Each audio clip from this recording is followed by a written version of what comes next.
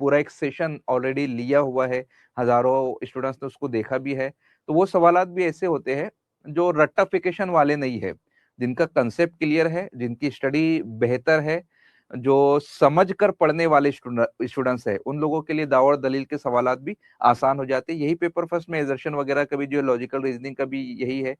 कुल मिलाकर ये कि अब एनटीए कह लीजिए, यूजीसी कह लीजिए या पेपर सेटर कह लीजिए, वो रट्टू बेटा जो है वो बनाने के खोगर नहीं है। अब क्रिएटिविटी चाहिए, तख्लीकी सलाहियत चाहिए और इन डेप्थ नॉलेज चाहिए। रट्टाफिकेशन के ज़रिए से अब इम्तिहान को नहीं निकाला जा सकता है। आपको डेप्थ में स्टडी करना होगी, वॉश स्टडी करना होगी, तभी कहीं जाकर आपका जेआरएफ हासिल हो सकता है, ऐसा मेरा ख़्याल है। Yes sir.